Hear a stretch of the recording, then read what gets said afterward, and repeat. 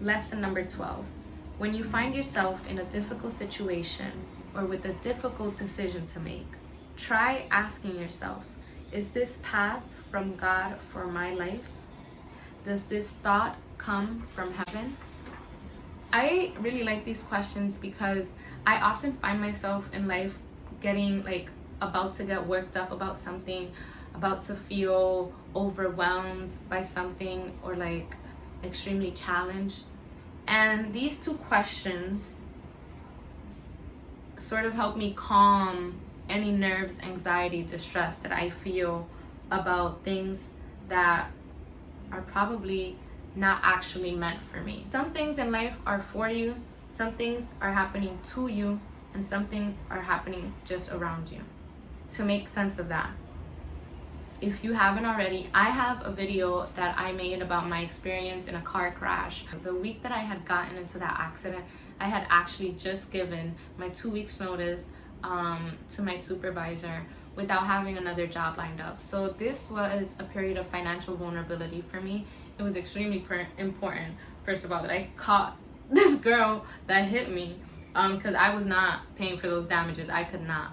But it was perfect because this accident didn't happen to me, it happened for me. Can y'all believe that?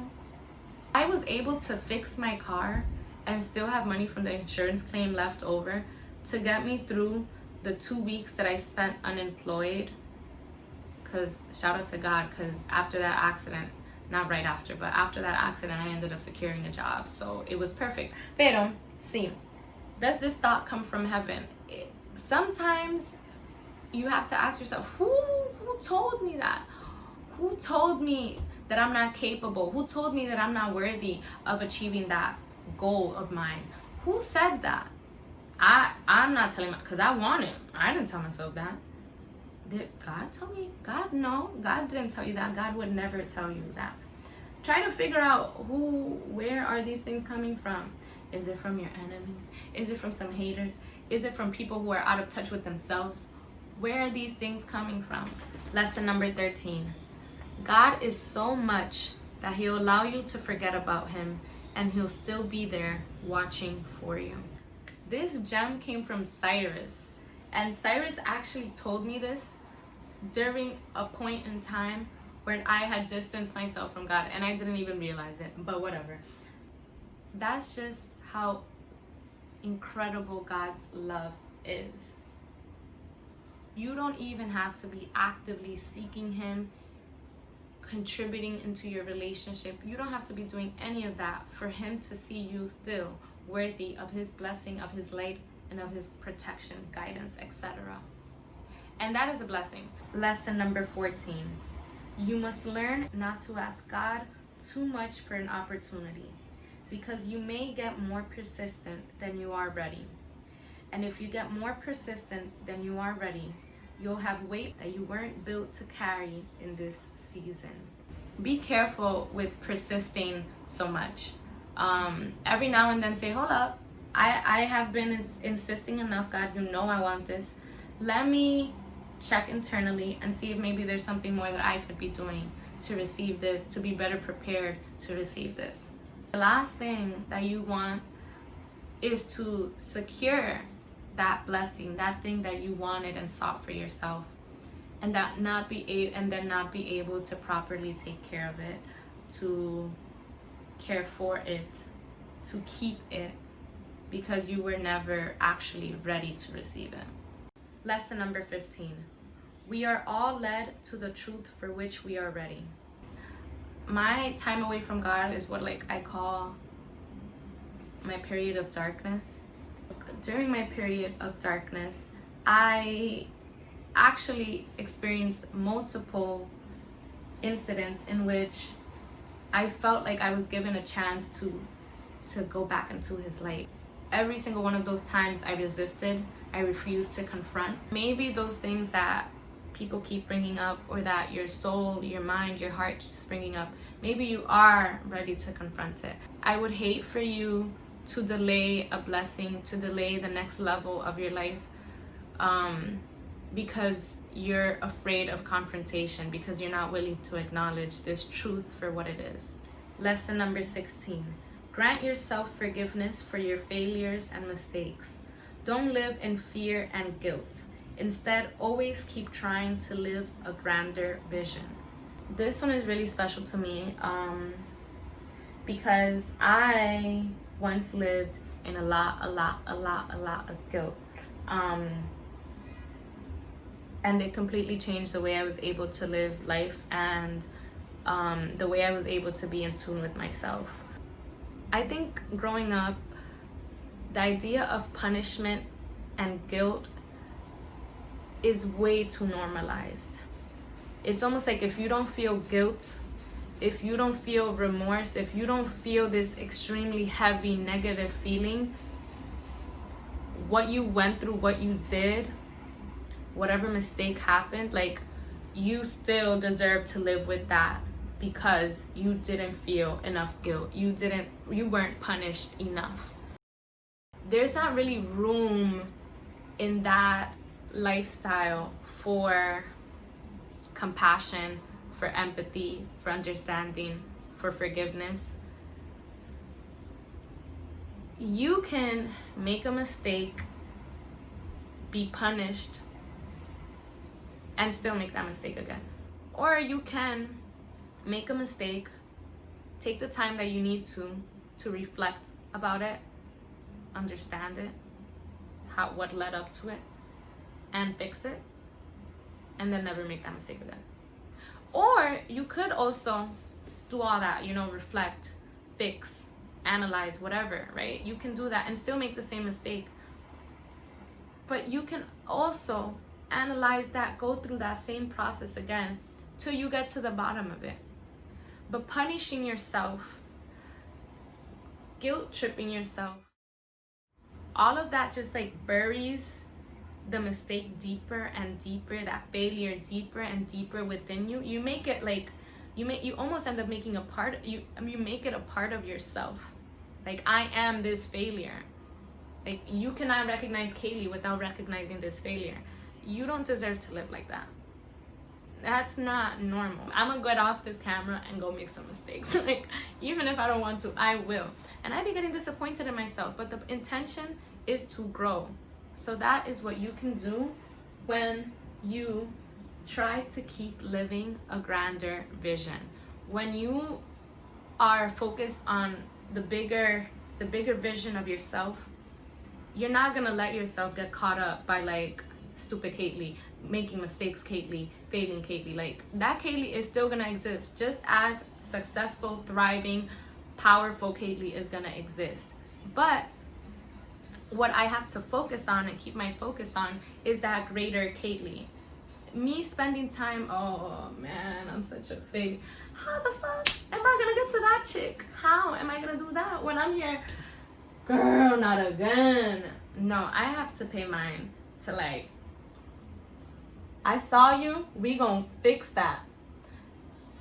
We gonna fix that? Wanna know why? Because I need to be that. And I can't be both, right? So you gotta go. That's what you need to do.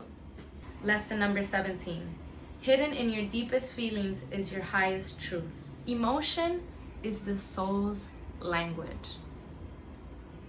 You need to be able to get in tune with your feelings, and even the very profound ones that almost feel uncomfortable, even though they're your own, they're your most familiar and deep-rooted ones.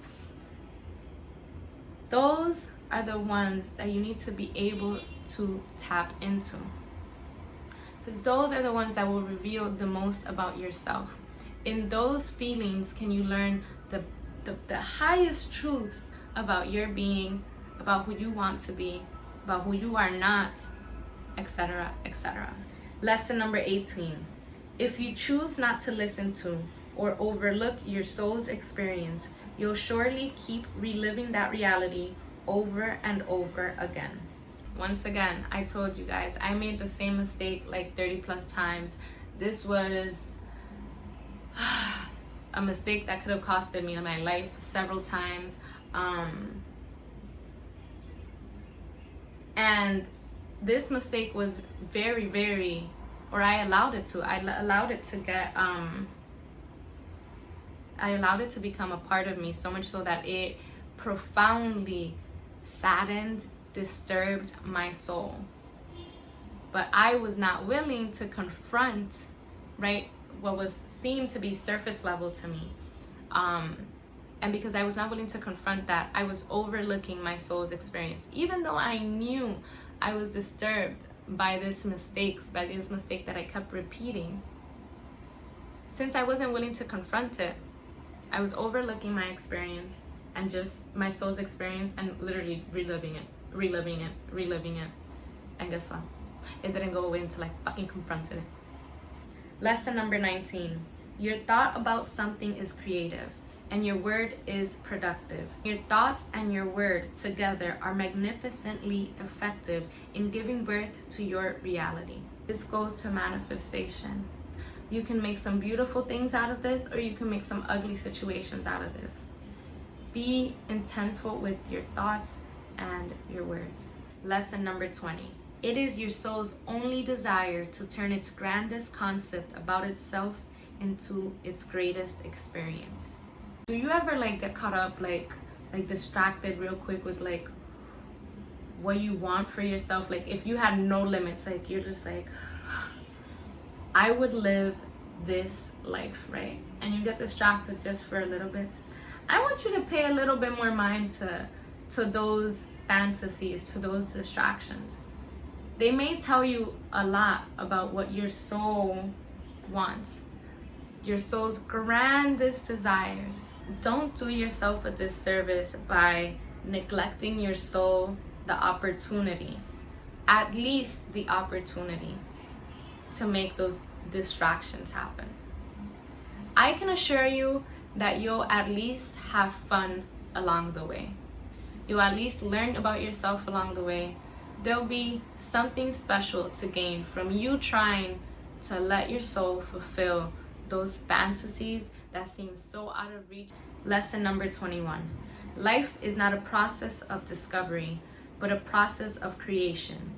You must seek, therefore, not to find out who you are. Instead, seek to determine who you want to be. I feel like I'm in a phase and in a time period where a lot of people are creating, and it's beautiful to see. But I also know what it's like to see everybody creating and then wanting to create too and being like, but should I? Everybody's already create. Through the process of creation is actually how you discover who you are. I think a lot of people have it backwards. You think you're supposed to just say, I'm an art, create, and then you find out you're an artist. Start singing, and then you give yourself a chance. Get in front of that mic, sing, and then you'll realize, get in front of that camera. Holy shit, you're a model. You didn't even know it. Create.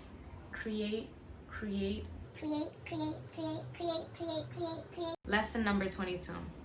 If you wish to be accurately represented, you must work to change anything in your life which does not fit into the picture of you that you wish to project into eternity.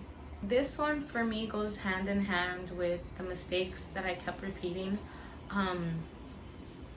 Since I wasn't confronting it, it started becoming part of me, an identifiable part of me.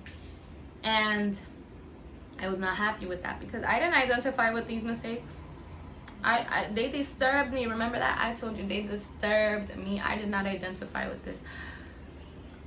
But as I kept choosing to disregard and overlook them, I kept further perpetuating them as part of my image. It wasn't until I took accountability to be intentional. This is not who I am, that these identifiable traits could no longer be accurately associated with me. And that was some lit shit. Do it if you feel like there's something in your life that is being attached to you that you don't feel is true to who you are, to your identity. Figure out what it is about your actions, about your words, about your mindset that is giving off this trait, this attitude, whatever the case may be. Lesson number 23. If you do not go within, you go without. You have to be willing to go within. You cannot go through life, and you should not go through life. It's probably a very dark way to go through life without going within. There's a lot within you that explains what is true around you in your world externally. So please take some time to look inward. This birthday special video on its own was supposed to celebrate growing and learning and healing. If you've stuck through those 23 lessons, I'm gonna take that as a birthday gift. And I appreciate you for sharing with me some learning, some growing, some healing. I definitely felt goofy sharing a few of these. I hesitated to include some of them. These are very meaningful and significant conversations that if you don't want to be having with me, you should be having with yourself. You should have with God. You should have with your friends, your sisters, your parents. All right, guys, thank you so much for tuning in. I appreciate you. Make sure you subscribe, share this video, leave a comment, show some love.